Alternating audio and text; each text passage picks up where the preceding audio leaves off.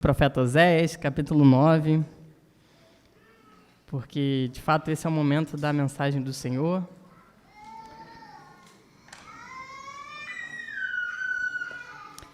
Não abra apenas a Bíblia, mas abra também um coração, porque nós cremos que toda vez que uma Bíblia é aberta, o Senhor está falando e Ele pode alcançar corações aqui nessa noite. Então, Oséias, capítulo 9, vamos estar dando continuidade à série de sermões.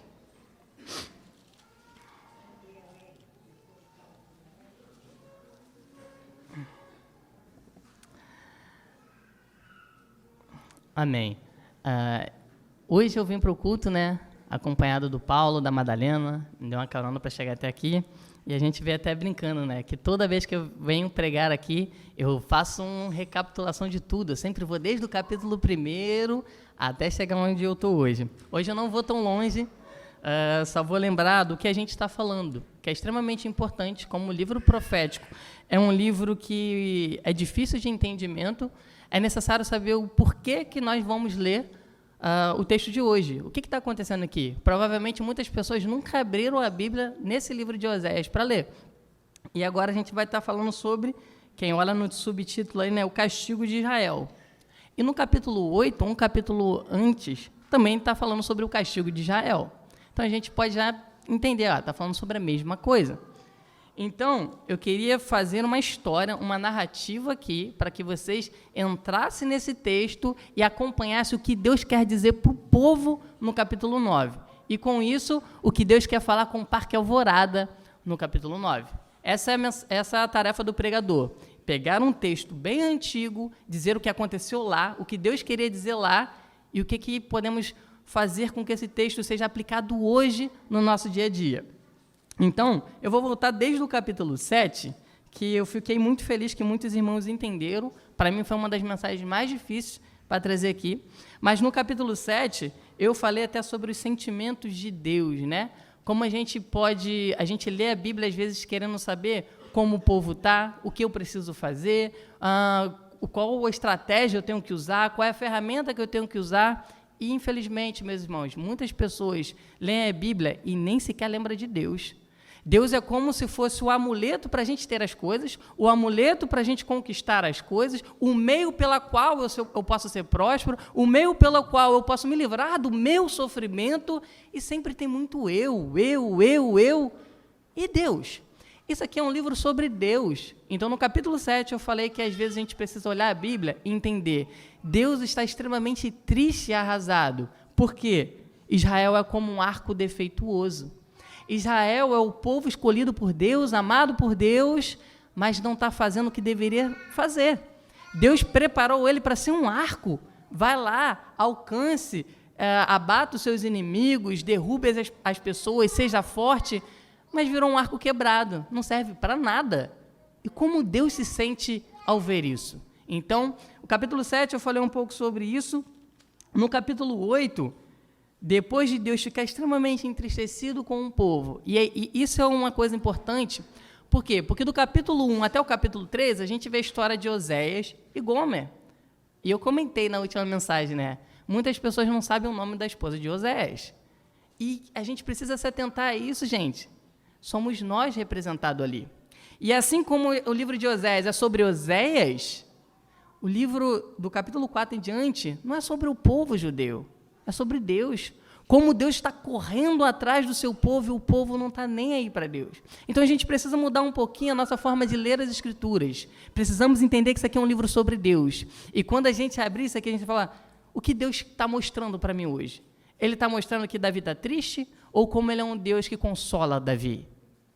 Sabe? E a gente pode fazer vários outros textos das Escrituras assim, o que Deus é na nossa vida, o que Deus é na vida do seu povo, como Deus está se sentindo e o que Ele espera de nós.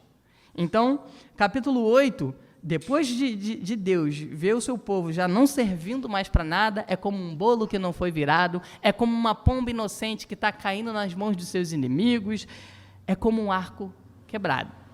E ele fala no capítulo 8, o castigo vem. Ele fala, Israel, chega, para mim acabou. Eu vou vir como uma águia sobre vocês. Eu vou fazer com que um povo venha de outra nação para vir oprimir, fazer vocês definhar por amar. A gente não consegue entender isso, mas uma coisa que eu falei nas últimas mensagens é: o nosso Deus disciplina, meus irmãos. E a disciplina de Deus é algo maravilhoso. Eu vou ver se eu consigo aqui. Abram para mim Hebreus capítulo 12, só para a gente ter isso no nosso coração e a gente não se esquecer disso. Porque Oséias fala muito sobre castigo, disciplina, e a gente precisa entender o que é isso. O nosso Deus é mau por castigar, por disciplinar. E Hebreus capítulo 12, um Novo Testamento, versículo 5, Deus dá uma palavra de ânimo para o seu povo. E Hebreus capítulo 12, verso 5 diz o seguinte: vocês se esqueceram da palavra de ânimo que ele lhes dirige como a filhos? Olha a palavra de ânimo que Deus dá ao seu povo, porque é filho dele. Meu filho, não despreze a disciplina do Senhor, nem se magoe com a sua repreensão, pois o Senhor disciplina a quem ama. E o quê? Castiga todo aquele a quem aceita como filhos. Tem castigo da parte de Deus? Glórias a Deus. Porque se Deus castiga o seu povo, é porque ele considera o seu povo filho. Perdido o homem que não é castigado por Deus, que, como diz Paulo em Romanos, é entregue aos seus próprios prazeres, às suas próprias vontades, nada acontece com esse homem. Maldito é esse homem. A ira de Deus está sobre ele. Então, capítulo 8, Deus começa falando: estou vindo como uma águia, eu vou vir punir vocês, o reinado do norte vai ser destruído por Deus. E o que ele faz? Verso 10 ele diz, embora tenham se vendido as nações, do capítulo 8 ainda, embora tenham se vendido as nações, agora eu os ajuntarei e logo começarão a definhar sobre a opressão do poderoso rei. Oséias está dizendo o seguinte: Deus vai pegar o povo de Israel, vai segurar ele aqui e vai fazer com que uma nação de fora venha e define o seu próprio povo. Vai começar a minguar. Efraim, o reinado de Israel, vai desaparecer. Oséias está falando isso para o povo, e o povo, olha o que está fazendo, que é o capítulo 9, que a gente vai entrar hoje. Diante de todo esse contexto que eu estou dando para vocês, olha como está o capítulo 9. Vamos ler? À medida que eu for lendo, eu vou expondo. Eu vou ler em 3 blocos aqui. Vamos primeiro do 1 até o 6. E diz assim, vamos ler todos. Não se regozije, ó Israel, nem se alegre como as outras nações, pois você se prostituiu abandonando o seu Deus. Você ama o salário da prostituição em cada eira de trigo. Os produtos da eira do lagar não alimentarão o povo, e o vinho novo lhes faltará. Eles não permanecerão na terra do Senhor. Efraim voltará para o Egito, e na Assíria comerá comida impura. Eles não derramarão ofertas de vinho para o Senhor, nem os seus sacrifícios lhe agradarão. Tais sacrifícios serão para eles como o pão dos pranteadores, que torna impuro o que come. Essa comida será para eles mesmos, não entrará no templo do Senhor. O que farão vocês no dia das suas festas fixas, nos dias de festa do Senhor? Vejam, fogem da destruição, mas o Egito os ajuntará, e Mênfis os sepultará, e os seus tesouros de prata e urtigas vão herdar, os cardos cobrirão totalmente as suas tendas. Eu li esses 6 versículos aqui porque Oséias está falando de um contexto, o que está acontecendo ali, que a gente pode não entender assim tão claramente. Por isso que eu fiz questão de ler tudo aquilo que Oséias falou. E o que está acontecendo aqui? Muito provavelmente, a maioria dos estudiosos associam esse momento aqui a uma das festas que Deus instituiu ao povo, a festa da colheita. Então, todas essas atividades aqui que eles estavam fazendo, ofertando, sacrifício, derramando vinho para o Senhor, todas essas atividades eram feitas numa festa que, meus irmãos, não sei se todos vocês sabem, mas o nosso Deus é um Deus festivo. Todos os grandes feitos que o Senhor fez na vida do povo, Ele fez como se fosse, selou com festas. A Páscoa é uma grande festa. Então, todos os atos do Senhor, quando Ele faz alguma coisa para o seu povo, Ele fala, vai ser dia de festa. Então, a gente já tem que aprender que o povo de Deus é festivo, amém? Que o nosso culto, a gente chama de celebração ao Senhor. Então, nesse dia aqui, nesse momento que o povo estava vivendo, mesmo recebendo as ameaças do Senhor, parece que eles não estão nem aí, eles estão curtindo, vamos continuar fazendo a festa.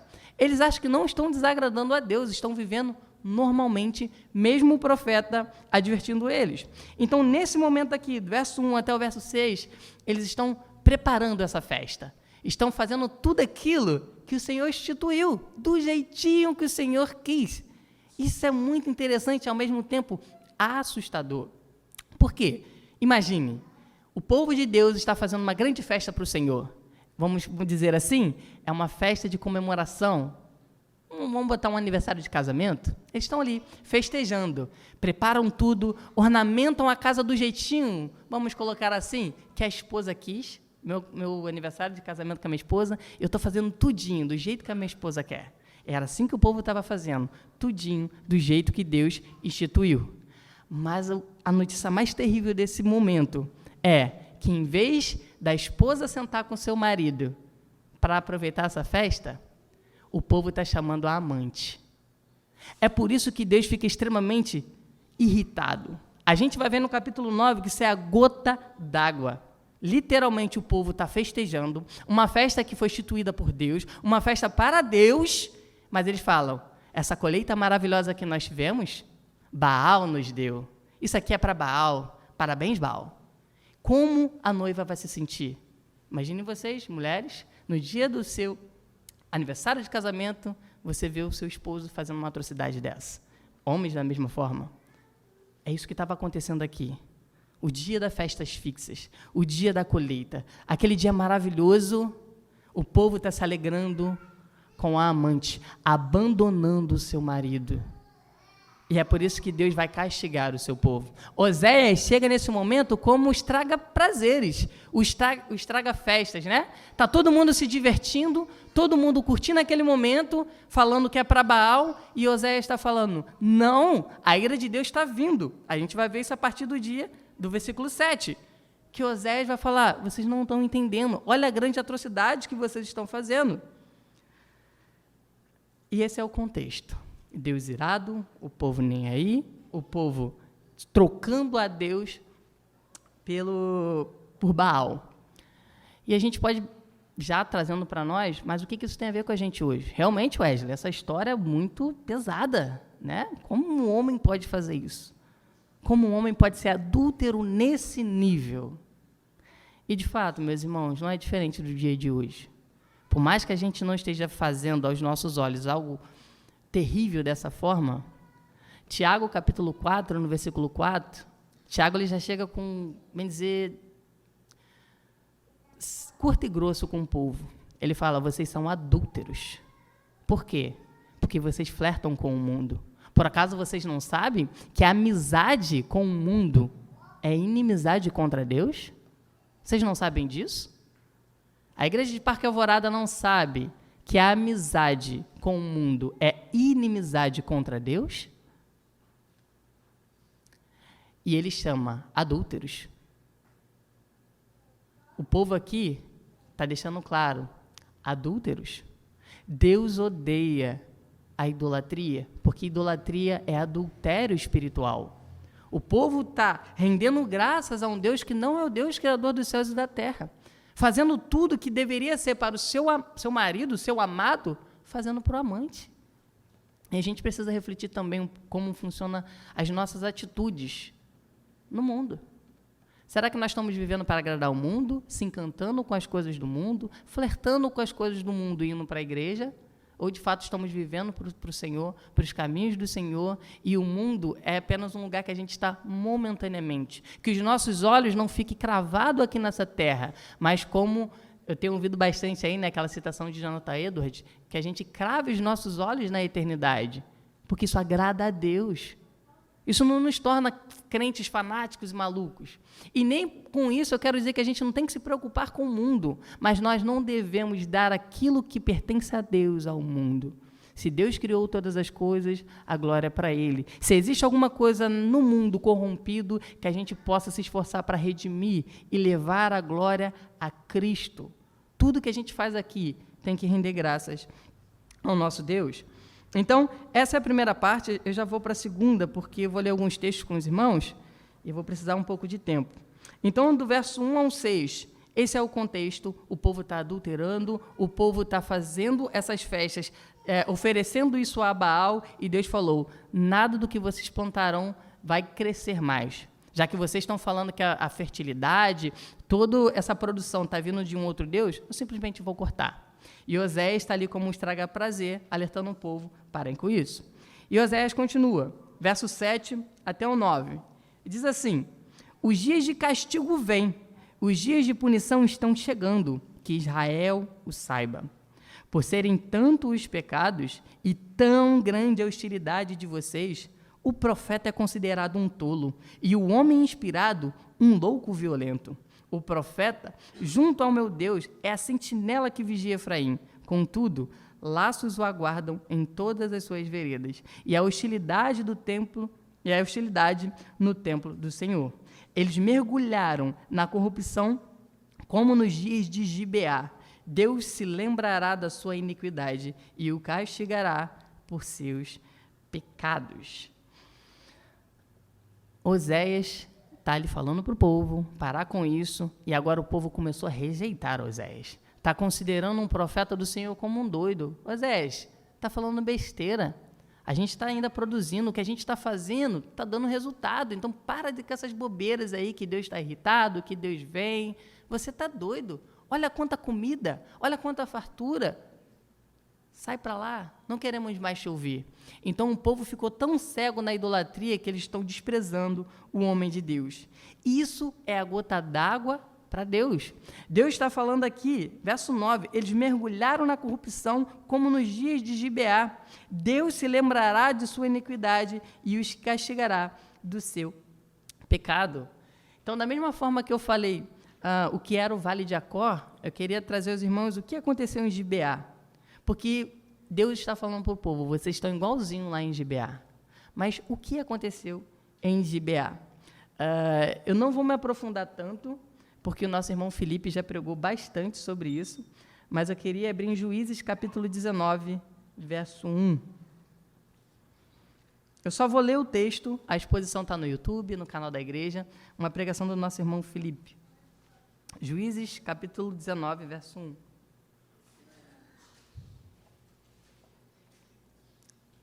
Somente o verso 1, depois a gente pula para o 11 e dá seguimento ao texto. Olha o que aconteceu lá. Naquela época, verso 1 do capítulo 19, não havia rei em Israel.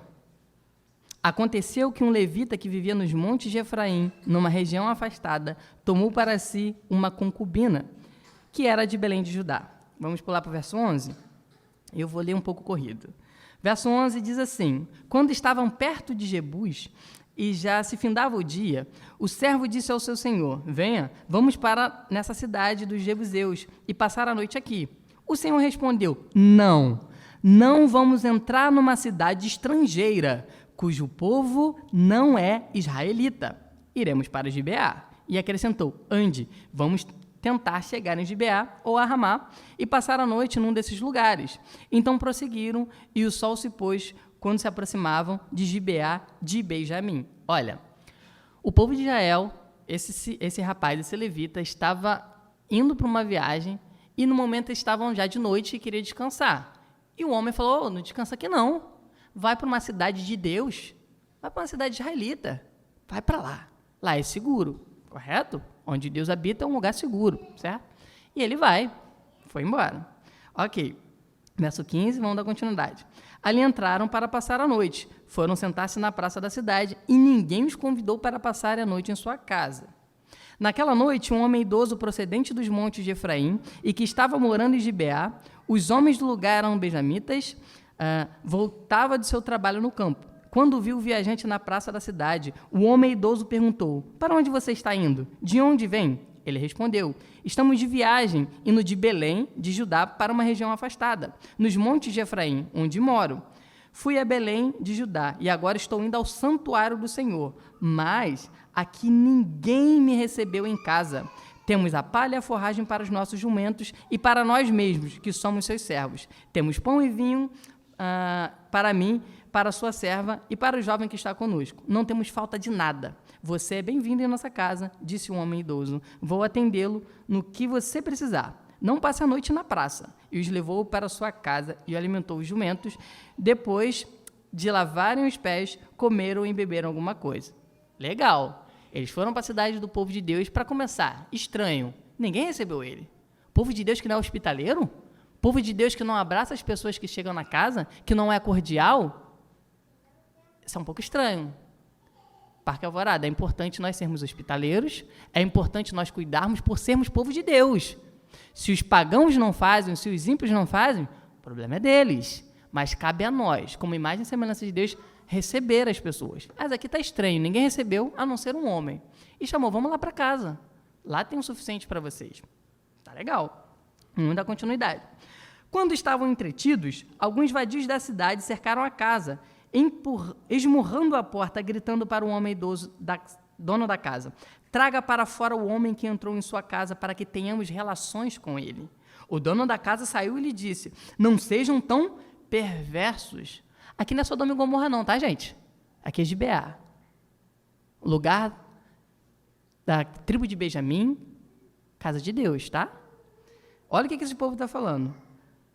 Não sejam tão perversos, meus amigos, já que esse homem é meu hóspede, não cometa essa loucura. Veja, aqui está a minha filha virgem e a concubina do meu hóspede. Eu as trarei para fora, para vocês, e vocês poderão usá-las e fazer com elas o que quiserem, mas nada façam com esse homem, não cometam tal loucura. Mas os homens não quiseram ouvi-los. Que homens são esses? Os pagãos ou o povo de Benjamim, lá de Gibeá? Isso é extremamente sério, meus irmãos, para a gente entender a corrupção de como está o povo.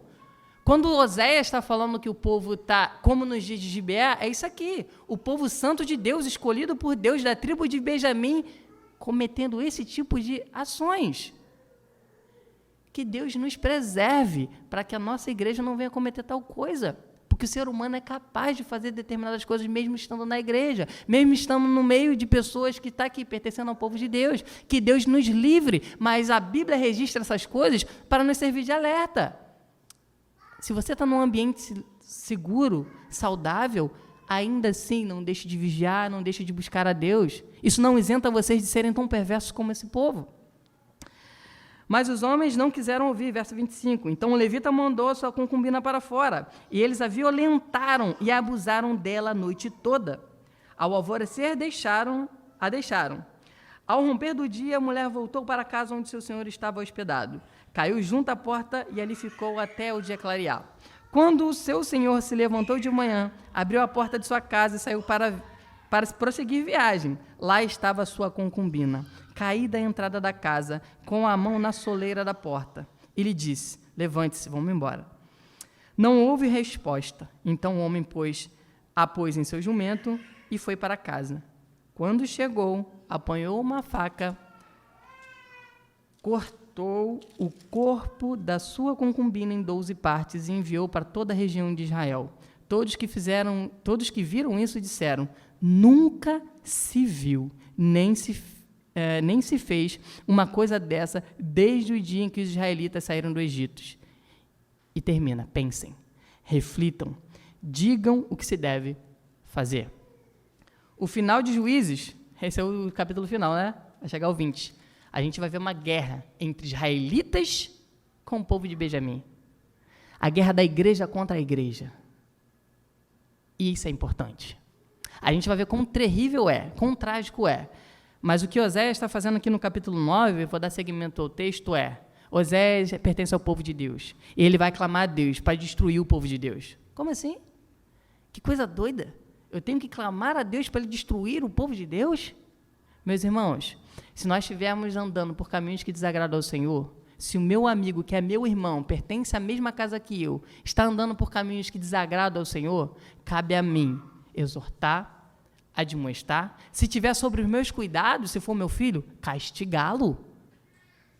E a coisa mais extrema que a gente pode fazer como igreja, dependendo até desligá-lo da igreja, excluí-lo da membresia. Para quê? Para que a igreja permaneça saudável. Capítulo 20 de Juízes, Israel destrói os benjamitas. Eles quase somem e desaparecem. É terrível, meus irmãos. Lembram quando chegar em casa? A destruição, mas foi necessário. Foi necessário. O nosso Deus não escreveu essas coisas para a gente ficar, nossa, que história legal, que filme. É para nos ensinar. Nos ensinar sobre repreensão, nos ensinar sobre castigo, que é por amor. Deus não tem prazer em esmagar o seu povo. Mas se for necessário, Ele vai fazer, meus irmãos. E Oséias, nessa festa, está todo mundo se divertindo, cometendo atos terrivelmente grotescos contra Deus. E está sendo tratado como um louco. A gente vai ver como está o sentimento de Oséias aqui. Mas Deus está falando, verso 9 do capítulo 9, eles mergulharam na corrupção como nos dias de Gibeá. Deus se lembrará da sua iniquidade e o castigará por seus pecados.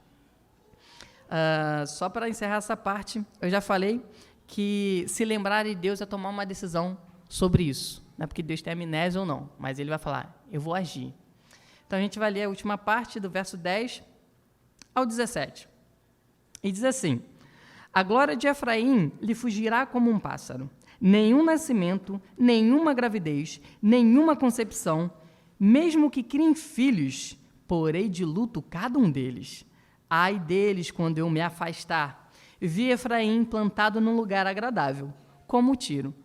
Mas Efraim entregará seus filhos ao matador. Ó Senhor, que darás a eles? Dá-lhes ventre que abortem e seios ressecados. Toda a sua impiedade começou em Gilgal. De fato, ali os odiei, por causa do seu pecado. Eu os expulsei da minha terra. Não os amarei mais. Todos os seus líderes são rebeldes. Efraim está ferido. Sua raiz está seca. Eles não produzem frutos. Mesmo que criem filhos, eu matarei sua prole querida. Meu Deus os rejeitará, porque não lhe deram ouvidos. Serão peregrinos entre as nações. Esse momento final, meus irmãos, o que está acontecendo aqui, somente o verso 14 que tem uma separaçãozinha, mas Deus está dizendo o seguinte: Efraim, povo de Deus, vocês começaram muito bem. Vocês começaram, ele diz assim no verso 10, né? Quando encontrei Israel, foi como encontrar uva no deserto. Quando vi os antepassados de vocês, foi como ver os primeiros frutos de uma figueira. E eu fico muito feliz quando vi uma irmã aqui da igreja falando sobre Wesley. Toda vez que eu vejo mais na Bíblia, eu circulo. Já é uma senhora. Aprendendo a ler as Escrituras, escrevendo, rabiscando. Por quê? O nosso pastor sempre nos ensinou, nunca despreze um mais da Bíblia. Deus está falando, quando encontrei Israel, foi como encontrar uvas no deserto. Uma coisa impossível, mas ao mesmo tempo maravilhosa. Como imagine você num lugar seco, um lugar que não produz nada, você ver frutos extremamente valiosos e importantes. Deus está falando, Israel, você era lindo, era como uma árvore que começou a frutificar, coisa bela. E o que tem logo depois? Mais o quê? E ele diz, mas quando eles vieram a Baal-Peor consagrar-se àquele ídolo vergonhoso e se tornaram tão repugnantes quanto aquilo que amaram. Eu não vou ler tudo, mas eu vou dar um pulo em Números capítulo 25, porque o nosso pastor pregou uma série de sermões em Números. Procurem no YouTube, desde o primeiro, assistam todos. E ele vai falando sobre Balaão, sobre os oráculos dele. O pastor pregou até o 24. E no capítulo 25, entra essa história de Baal-Peor. Aquilo que está sendo citado aqui em Oséias. Eles eram maravilhosos, mas quando eles vieram a Baal-Peor, consagraram-se. E aí tudo aconteceu. Capítulo 25 de Números diz o seguinte, naquele contexto que Balaão estava pregando para o povo, ele diz o seguinte, dá para ler até o 6. Enquanto Israel estava em Sitim, o povo começou a entregar-se à imoralidade sexual com mulheres moabitas, que os convidavam aos sacrifícios de seus deuses. O povo comia e se prostrava perante o seu Deus. Assim Israel se juntou à adoração a Baal-Peor. E a ira do Senhor acendeu-se contra Israel. E o Senhor disse a Moisés, olha, O povo estava indo muito bem, Balaão estava até olhando, nossa, que povo maravilhoso, falando coisas tão incríveis como a gente aprendeu com o nosso pastor, mas Balaão jogou aquela pedra de tropeço, né? As moabitas. E o povo começou a se misturar com essas mulheres e começaram a adorar Baal aqui. E o que aconteceu? Verso 4. Deus ficou tão irado, o Senhor disse a Moisés: prendam todos os chefes desse povo, enforque-os diante do Senhor, à luz do sol, para que o fogo da ira do Senhor se afaste de Israel. Então Moisés disse aos juízes de Israel: cada um de vocês terá que matar aqueles que dentre os seus homens se juntaram à adoração a Baal-Peor. Olha, Deus está mandando eliminar o seu próprio povo. Isso que a gente precisa prestar atenção. Verso 6. Um israelita trouxe para casa uma mulher midianita na presença de Moisés e de toda a comunidade de Israel, que choravam à entrada da tenda do encontro. Olha que homem abusado. Quando Finéias, filho de Eleazar, neto do sacerdote Arão, viu isso, apanhou uma lança, seguiu o israelita até o interior da tenda e atravessou os dois com uma lança. Atravessou o corpo do israelita e a da mulher. Então cessou a praga contra os israelitas. Mas os que morreram por meio da praga foram 24.000. E o Senhor disse a Moisés: Finéias, filho de Eleazar, neto do sacerdote Arão, desviou a minha ira de sobre os israelitas, pois foi zeloso, com o mesmo zelo que tenho por eles, para que em meu zelo eu não os consumisse. A história terrível que aconteceu aqui também foi justamente para mostrar o seguinte: Deus, ele viu a atrocidade que aconteceu em Baal-Peor. O povo estava igualzinho, se entregando a outros deuses, ignorando, abandonando o seu Deus. E a ira do Senhor se acende. E o povo começa a falecer na mão de Deus. A ira do Senhor faz isso. O castigo do Senhor vem por conta da nossa idolatria, por conta dos nossos pecados, e o Senhor precisa resolver isso. Mas é tão belo ver no texto que teve um homem que se importou com aquilo que Deus sente. Esse homem foi Finéias. Ele olhou e falou assim: abominação, o meu Deus está extremamente furioso com isso, eu preciso apaziguar isso. E o que Finéias faz? Pega uma lança, porque tem um israelita abusado no meio do arraial, fazendo uma atrocidade na frente de todos. Ele pega essa lança e ele atravessa 2 pessoas com essa lança. Nossa, que história, quanta história, né, Wesley? É a história que o povo de Deus acaba cometendo. As falhas do povo de Deus, as quedas do povo de Deus. E eu falei no meu último sermão, Osés não está aqui para a gente olhar e falar, poxa, o que eu posso aprender? Mas como Deus continua amando, mesmo o seu povo fazendo isso. Eu queria ter tempo para falar sobre Gilgal, mas eu vou falar muito rapidamente, que eu não vou abrir texto não, mas Gilgal é onde muitas coisas boas aconteceram. Porque, verso 15 do capítulo 9 de Osés diz: toda a sua impiedade começou em Gilgal, de fato, ali os odiei. Gilgal teve muitos momentos importantes, eu escrevi uns aqui, que foi onde José levantou uma coluna de 12 pedras, Josué, na entrada da Terra Prometida. Foi onde comemoraram a primeira Páscoa, depois que entraram na Terra Prometida, e quando Deus apareceu a Josué prometendo vitória sobre Jericó, e também onde Elias foi para o céu, arrebatado. Gilgal foi o lugar onde aconteceu muitas coisas boas, porém, a coisa mais grave aconteceu em Gilgal, que foi quando o povo pediu a Deus um rei, querendo que Saul reinasse sobre ele. Quem está aí na EBD está ouvindo sobre essas histórias, né? Que quando o povo pede a Samuel um rei, Samuel fica indignado, mas Deus fala, não é você que ele está rejeitando, mas o povo está rejeitando a mim como rei.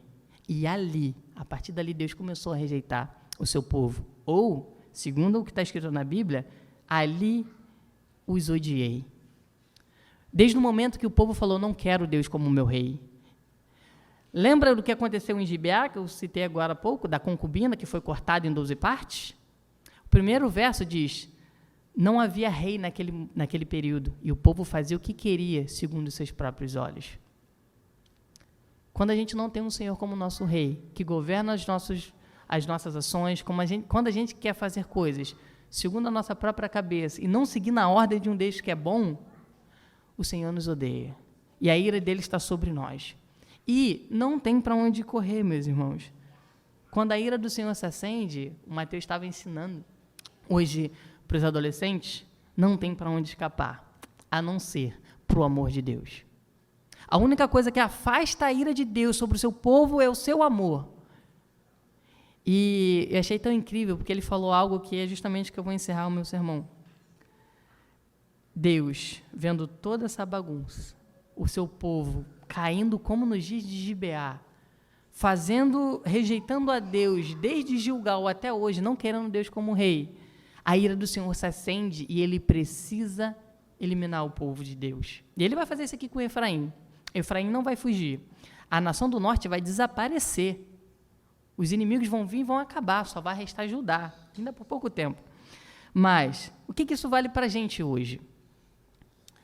Hoje, um Deus está irado, mas teve alguém que aplacou a sua ira.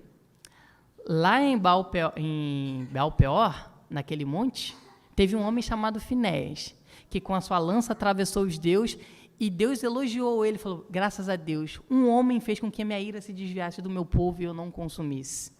Mas nós temos alguém que é infinitamente maior do que Finéias, que o zelo dele não é um zelo que veio para nos eliminar para agradar a Deus, pelo contrário, como os adolescentes aprenderam hoje na EBD.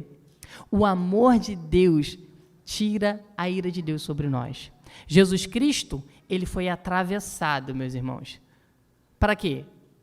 Para nos salvar? A gente comentou hoje na EBD sobre isso. Quando Cristo fala, seja feita a sua vontade, não é, eu gosto tanto dos homens, eu quero salvar os homens. Não. Jesus Cristo estava falando assim para o Pai, Pai, eu gosto tanto de você. Eu sei que você quer abraçar o seu povo. Tu criaste para ter relacionamento com ele. E é por causa de você que eu vou deixar que me atravessem. É por causa de você, ó Deus, ó Pai, que eu vou me entregar para que a sua ira seja aplacada, para que você seja, de novo, feliz ao olhar para esse povo, que volta e meia está caindo, volta e meia está flertando com o mundo, volta e meia está desagradando ao Senhor. Cristo foi pendurado no madeiro, não é porque a gente é fofinho, meus irmãos, é porque ele quis agradar o Pai. Como o Mateus ensinou perfeitamente para os adolescentes, isso é amar. Amar é agradar a Deus, não é agradar o meu irmão, não. Se agradar o meu irmão agrada a Deus, eu vou agradar o meu irmão, mas em primeira instância é agradar a Deus. Então, da mesma forma que Finéias atravessou aquele povo, aplacando a ira de Deus, para que a ira de Deus não consumisse seu povo, Jesus Cristo fez isso em nosso lugar. Jesus Cristo se entrega, ele entra na frente da ira de Deus, que iria cair sobre todos nós. Não tem nenhum aqui presente que não tinha a ira de Deus sobre a cabeça de vocês. Nenhum. E eu me coloco também, não sou diferente de ninguém, pelo contrário. Mas Cristo entrou na frente, recebeu até a última gota da ira de Deus, não deixou nada cair. E é esse Cristo que nós temos que agradecer. A gente precisa olhar para a história de Osés, e aqui eu já encerro, para dizer, que amor é esse? Simples assim. Que amor é esse que Deus agora nem está mais esperando um ser humano intervir. Ele mesmo tem que se intervir, porque a nossa pecaminosidade é tão grande. Deus, ele envia o seu próprio Filho para nos salvar. Isso é salvação. É um Deus que ama, que se ira e que aplaca a sua própria ira. Tudo é Ele, meus irmãos. Toda a glória pertence a Ele. Que a gente venha ter isso. Eu quero agradar a Deus sempre. Amém? Vamos orar? Senhor Deus, obrigado, Senhor, pela oportunidade de expor o capítulo 9 de Oséias, Senhor. Senhor, eu sei que é um texto um pouco difícil, um pouco complicado, mas como eu te pedi durante todo esse tempo, ó Pai, o meu desejo é apenas que o Senhor tenha falado através de mim na vida dos meus irmãos, que eles possam entender o zelo pela sua casa, o como o Senhor ama esse lugar e como o Senhor também sofre, ó Deus, para manter esse lugar, ó Deus. Nós não servimos um Deus que é indiferente, um Deus que não está nem aí pelaquilo que nós sentimos, mas um Deus que sofre junto com a gente, que sabe o que é sofrer, ó Deus. Obrigado, Senhor, pelo Senhor Jesus Cristo, por Ele ter entrado diante da sua ira, ó Pai, para que não caísse nada sobre nós, ó Pai. Obrigado, Senhor, porque o Senhor Jesus Cristo te alegrou e sempre te alegrou, ó Pai. Obrigado por toda a sua obra de salvação, por toda a criação, por tudo, Senhor. Queremos render graças a Ti e não a outra coisa, ó Deus. Não queremos flertar e dar o crédito para outra coisa que não seja Ti, ó Pai. Se estamos de pé, se respiramos, ó Deus, é porque o Senhor nos mantém de pé até hoje. Continua nos mantendo em pé, ó Deus. Aquele que, Senhor, está de pé, por favor, segure, ó Deus. Mas aquele que caiu, ó Deus, estenda a sua mão novamente, ó Pai. Por favor, ó Deus, levante os irmãos que estão caídos nesse lugar, que eles voltem para os seus caminhos, Senhor, que entenda que aqui é o melhor lugar do mundo, Senhor. Te agradecemos, Senhor, porque cada dia, a cada pregação, conhecemos um pouco mais do Senhor, um pouco mais do seu agir na vida do povo, e que esse conhecimento venha fazer com que a gente viva de forma para te agradar a cada dia mais. Te agradecemos por tudo, em nome de Cristo Jesus. Amém e amém.